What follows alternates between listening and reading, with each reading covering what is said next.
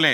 വനം വകുപ്പിനെ വല്ലാതെ വലയ്ക്കുന്ന മാനന്തവാടിയിലെ ആളാക്കൊല്ലി കാട്ടാൻ അതിനെ മയക്കുവെടി വെക്കാൻ വേണ്ടി അതിനെ പിടികൂടാനൊന്നും കഴിഞ്ഞിട്ടില്ല എന്ന് നിങ്ങൾക്കറിയാം. ഈ പോഹത്തിൽ ബാവലി പരിസരത്ത് തന്നെ ഈ ആന തുടരുകയാണ്. അതിനെ പിടികൂടാൻ വേണ്ടി 4-ാം ദിവസവും ശ്രമം തുടരുകയാണ് വനം വകുപ്പ്. മറ്റൊരു മോഴയാനയുടെ സാന്നിധ്യവും അടിക്കാടുമാണ് ദൗത്യത്തിന് വലിയ വിലങ്ങുതടി. ഒരുത്തനെ തന്നെ പിടിക്കാൻ പ്രയാസമായിരിക്കുമ്പോൾ അതിൻ്റെ കൂടെ മറ്റൊരു മോഴ കൂടി വന്നു എന്നുള്ളതാണ് ഈ ദൗത്യ സംഘത്തെ ഏറ്റവും അലട്ടുന്നത് എന്നാണ് ഞങ്ങളുടെ ബ്യൂറോ റിപ്പോർട്ട് ചെയ്യുന്നത്. തോൽപ്പെട്ടി വനമേഖലയിലാണ് ഇപ്പോൾ ഈ ആനയുള്ളത് എന്നാണ് മനസ്സിലാക്കുന്നത്. അവിടെ നിന്ന് സുർജിത്ത് അയ്യപ്പനും അതുപോലെ ബാവലിയിൽ നിന്ന് അരുൺ പാറയ്ക്കലും നമുക്കൊപ്പം ചേരുന്നു. ബാവലി പരിസരത്ത് ആനയുണ്ട് എന്ന് കൃത്യമായി കണക്കാക്കുന്നുണ്ട് ഇപ്പോൾ വനംവകുപ്പ്. അരുൺ പാറയ്ക്കൽ നമുക്കൊപ്പം ചേരുന്നു. Good morning to both of you. Arun Parakkal, ഈ ആനയുടെ സാന്നിധ്യം റേഡിയോ കോളർ വഴി ഏകദേശം ഏത് ഭാഗത്തുണ്ടെന്നാണ് വനംവകുപ്പ് നിരീക്ഷിക്കുന്നത്? പറയൂ.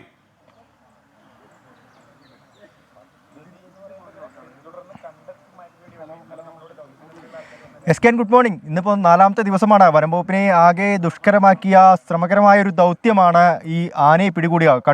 ബേലൂർ മഗ്ന എന്ന ആ ഒരു മോഴയാനയെ പിടികൂടുക എന്നത്. ആന ഇപ്പോൾ ബാവലി പരിസരത്ത് ഉണ്ടെന്ന് വനം വകുപ്പ് അറിയിച്ചിട്ടുണ്ട്. ഇന്നലെ നാഗർഹോള വനമേഖലയിലേക്ക് ആന കടന്നു, ഇന്നലെ രാത്രി കടന്നു എന്നൊരു വിവരം വനം വകുപ്പിന് ലഭിച്ചിരുന്നു. എന്നാൽ ഇന്ന് രാവിലെയോടുകൂടി ആനയുടെ ട്രാക്കിംഗ് ലഭിച്ചിട്ടുണ്ട്. ആന ബാവലി ഭാഗത്ത് തന്നെ ഉണ്ട്. ഇന്ന് മയക്കുവെടി വയ്ക്കാൻ സാധിക്കും, അനുയോജ്യമായ സാഹചര്യം ഒരുങ്ങിക്കഴിഞ്ഞാൽ ഉറപ്പായും മയക്കുവെടി വയ്ക്കാൻ സാധിക്കുമെന്നൊരു ആത്മവിശ്വാസം വനം വകുപ്പ് ഉദ്യോഗസ്ഥർ പ്രകടിപ്പിക്കുന്നുണ്ട്. ഈ ആനയോടൊപ്പം ഇന്നലെ ഒരു മോഴയാനയെ കൂടി കണ്ടെത്തിയിരുന്നു. കഴിഞ്ഞ 2 ദിവസങ്ങളായി ഈ ആനയെ പിടികൂടാൻ കഴിയാത്തതിൻ്റെ പ്രധാനമായ പ്രശ്നം ഈ കാടുകളാണ്.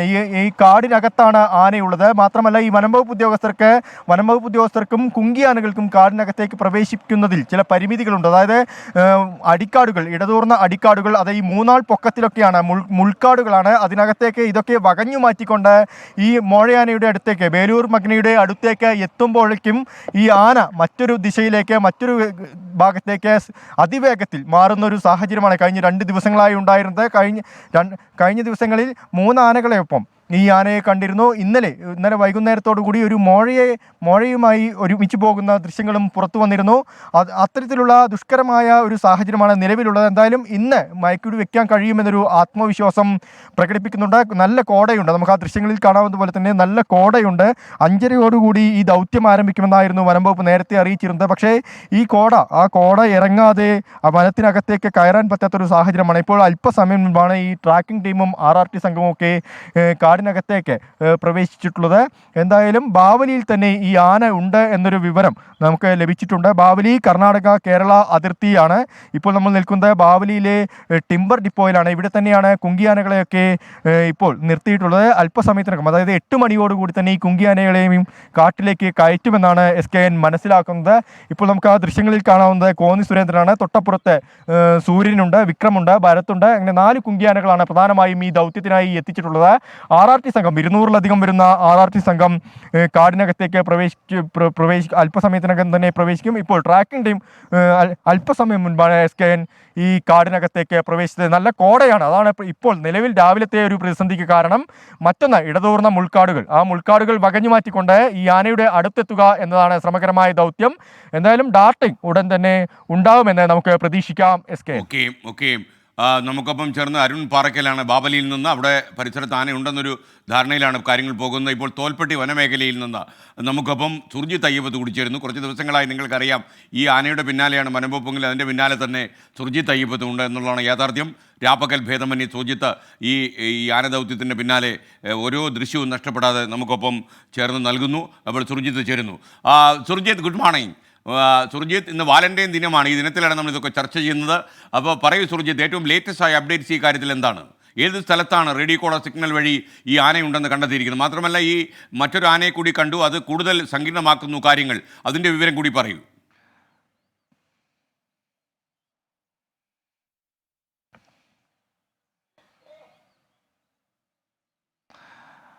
SKN, ഇന്ന് വാലന്റൈൻ ദിനമാണ്. പക്ഷേ ഒരു കാര്യം കൂടി പറഞ്ഞു തുടങ്ങി വെക്കുന്നു. ഇന്നലെ കൂട്ടായി, അതായത് ഈ മോഴയാനയ്ക്ക് കൂട്ടായി മറ്റൊരു മോഴയാന കൂടി വനത്തിനകത്തുണ്ട് എന്നുള്ളതാണ് ഇന്നലെ ഏറ്റവും ഒടുവിൽ പുറത്തു വന്ന ദൃശ്യങ്ങൾ തെളിയിക്കുന്നത്. അത് ആകാശ ദൃശ്യങ്ങളാണ്. ഈ ദൃശ്യത്തിൽ ഈ ബേലൂർ മകനെയും ഒപ്പം തന്നെ മറ്റൊരു മോഴയാനയും കൂടി യാത്ര ചെയ്യുന്ന ആ ഒരു ദൃശ്യമാണ് പുറത്തു വന്നത്. വാലന്റൈൻ ദിനമാണ് എന്ന് ഒന്നുകൂടി ഓർമ്മിപ്പിക്കുന്നു. എന്തായാലും ഇന്ന് ദൗത്യം ആരംഭിച്ച് കഴിഞ്ഞിട്ടുണ്ട് വനം വകുപ്പ്. രാവിലെ 5:30 തന്നെ ഇവിടെ നിന്നുമുള്ള ടീം പോയിട്ടുണ്ട്. ഞാനിപ്പോൾ നിൽക്കുന്ന പ്രദേശം ഈ തോൽപ്പെട്ടി വനമേഖലയോട് ചേർന്ന ബാവലിക്ക് അടുത്ത് തന്നെയാണ് ഞാനും ഉള്ളത്. ഈ ഇവിടെ കുങ്കിയാനകൾ സജ്ജമായിരിക്കുന്നു. കുങ്കിയാനകളെ നമുക്ക് പിറകിൽ കാണാൻ കഴിയാം. അല്പസമയത്തിനകം തന്നെ കുങ്കിയാനകളും ഇവിടെ നിന്ന് പോകും. ഡാർട്ടിംഗ് ടീമും അതോടൊപ്പം തന്നെ മറ്റ് സംഘവും വെറ്റിനറി സംഘവും ഇന്ന് രാവിലെ തന്നെ തിരിച്ചിട്ടുണ്ട്.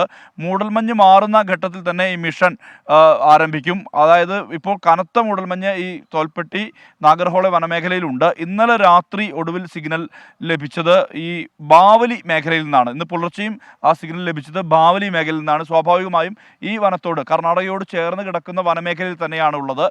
തോൽപ്പെട്ടി വന്യജീവി സങ്കേതത്തോടും തോൽപ്പെട്ടി റേഞ്ചിനും അതോടൊപ്പം തന്നെ നാഗർഹോളെ വന്യജീവി സങ്കേതത്തിനും ഇടയിലായ പ്രദേശത്താണ് ഈ ആനയുടെ സാന്നിധ്യം ഉള്ളത് എന്നുള്ള തരത്തിലുള്ള വിവരമാണ് ലഭ്യമാകുന്നത്. അല്പസമയത്തിനകം വീണ്ടും ഈ ഹെലികാം പറത്തും. അതിനുശേഷം കുറച്ചുകൂടി ട്രാക്കിംഗ് സുഗമമായ രീതിയിൽ സാധ്യമാകും.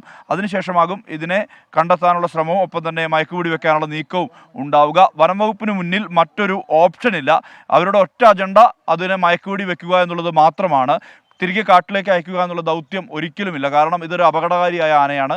നാട്ടിൽ വീണ്ടും ഇറങ്ങും. കാട്ടിലേക്ക് അയച്ചാൽ സ്വാഭാവികമായും അത് വലിയ പ്രതിസന്ധി വീണ്ടും ഉണ്ടാക്കും. ആളുകളുടെ ജീവനും സ്വത്തിനും നഷ്ടം സംഭവിക്കാനുള്ള സാധ്യതയുണ്ട്. ഇതെല്ലാം മുന്നിൽ കണ്ടുകൊണ്ടാണ് ഇതിനെ മയക്കുവെടി വെക്കുക എന്നുള്ള ഏക ഓപ്ഷനിലേക്ക് വനം വകുപ്പ് എത്തിച്ചേർന്നിട്ടുള്ളത്. പക്ഷേ അതിൻ്റെ ഈ ദൗത്യത്തിൽ ഏറ്റവും ദുഷ്കരം എന്ന് പറയുന്നത് ഈ മേഖല ഈ ടെറൈനാണ്. കാരണം ഇത് വലിയ ഉയരത്തിലുള്ള മുൾക്കാടുകൾ നിറഞ്ഞ പ്രദേശമാണ്. ഇവിടെ പ്രാദേശികമായി കൊങ്ങിണി, കാട്ടപ്പ എന്നൊക്കെ വിളിക്കുന്ന ഒരു സസ്യമുണ്ട്. അത് മുൾപ്പടർപ്പാണ്. ആ മുൾപ്പടർപ്പിനെ വകഞ്ഞു മാറ്റി ഇതിനകത്തേക്ക് കടക്കുക എന്നുള്ളതാണ് ഏറ്റവും വലിയ ദുഷ്കരമായ ദൗത്യം. ഇന്നലെ പലതവണ വനംവകുപ്പ് ഉദ്യോഗസ്ഥരുടെ സംഘം ഈ ആനയെ കണ്ടിട്ടുണ്ട്. പ്രത്യേകിച്ച് ഒരു കുളത്തിൻ്റെ സമീപത്ത് വരെ ഈ ആനയെ കണ്ടിട്ടുണ്ട്. പക്ഷേ ഉചിതമായ രീതിയിൽ ഇങ്ങനെ ട്രാക്ക് ചെയ്ത് പോകുമ്പോഴും ഇതിനെ മയക്കുവെടി വെക്കാനുള്ള രീതിയിലേക്ക് ആ ഒരു അകലത്തിലേക്ക് എത്തുന്നില്ല. ഏതാണ്ട് 50 മീറ്റർ അകലെ നിന്ന് മാത്രമേ ഇതിനെ മയക്കുവെടി വെക്കാൻ കഴിയൂ. ഒരു മറയും പാടില്ല. കൃത്യമായ രീതിയിൽ ഇതിൻ്റെ പിറകുഭാഗം കിട്ടുന്ന വിധത്തിൽ വേണം മയക്കുവെടി വെക്കാൻ. പക്ഷേ അങ്ങനെ ഉള്ളപ്പോൾ ഇത് പൊന്തക്കാട്ടിലും മറ്റും പതുങ്ങി നിൽക്കുകയും ഇടയ്ക്ക് ഇത് ഒഴിഞ്ഞു മാറുകയും ചെയ്യുന്ന ഒരു സ്ഥിതിയുണ്ട്. വളരെ വേഗത്തിലാണ് ഈ മോഴയാനയുടെ ചലനം എന്നുള്ളതാണ്. അങ്ങനെ വരുമ്പോൾ ഈ മയക്കുവെടി പ്രായോഗികമല്ലാത്ത ഒരു സ്ഥിതിയിലേക്ക് വരുന്നു.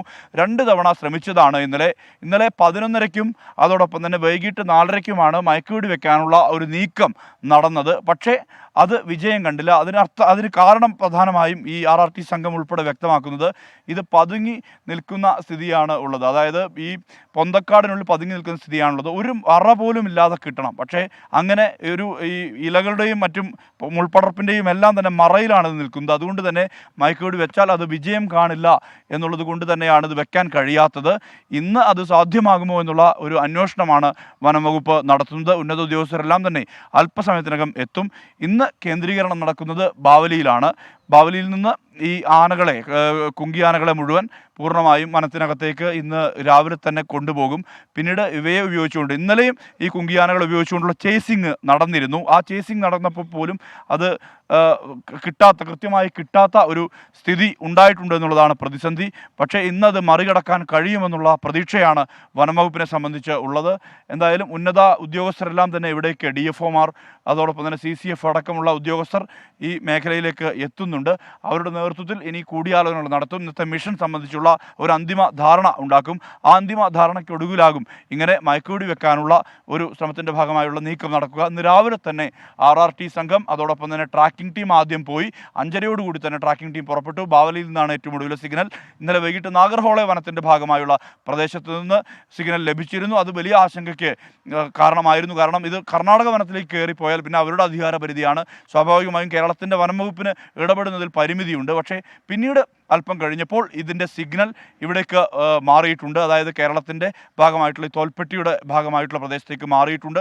ഇന്ന് രാവിലെ ബാവലി മേഖലയിലാണ് സിഗ്നലുള്ളത്. അതിനർത്ഥം അതിർത്തി മേഖലയാണ്. ഈ അതിർത്തി പ്രദേശത്ത് ഈ ആനയെ പിടികൂടാൻ കഴിയും. അതായത് മയക്കുവെടി വെച്ച് പിടികൂടാൻ കഴിയുമെന്നുള്ള ഒരു ശുഭാപ്തി വിശ്വാസം വനം വകുപ്പിനുണ്ട്. ഇവിടുത്തെ ഭൂമിശാസ്ത്രം പ്രശ്നമുണ്ട്. അതിസങ്കീർണമാണ് ഈ ദൗത്യം. ആളുകളുടെ പ്രതിഷേധം മറുഭാഗത്തുണ്ട്. പക്ഷേ ഇതിനെല്ലാം മറികടന്നുകൊണ്ട് തന്നെ അതിജീവിക്കാൻ കഴിയും. ഇതിനെ മയക്കുവെടി വെച്ച് പിടികൂടാൻ കഴിയുമെന്നുള്ള പ്രതീക്ഷ പ്രതീക്ഷയാണ് വനംവകുപ്പിനുള്ളത്. ഇതിനുള്ള വേണ്ടുള്ള കൂട് സജ്ജീകരിച്ച് കഴിഞ്ഞിട്ടുണ്ട്. യുക്കാലിപ്റ്റസ് മരങ്ങൾ ഉപയോഗിച്ചുകൊണ്ടുള്ള കൂടാണ് മുത്തങ്ങയിൽ സജ്ജീകരിച്ചിട്ടുള്ളത്. ആ കൂട് 25 അടി വിസ്തീർണവും 10 അടിയോളം ഉയരവുമുള്ള വലിയ കൂട് തന്നെയാണ് ഒരുക്കിയിട്ടുള്ളത്. എന്തായാലും ആ ദൗത്യം ഇന്ന് വിജയകരമായി പൂർത്തിയാക്കാൻ കഴിയുമെന്നുള്ള പ്രതീക്ഷയാണ് വനം വകുപ്പിന്, നാട്ടുകാർക്ക്. SKN. Okay, thank you. Surjith അയ്യപ്പത്താണ് വിവരങ്ങളുമായി നമുക്കൊപ്പം ചേർന്നത്.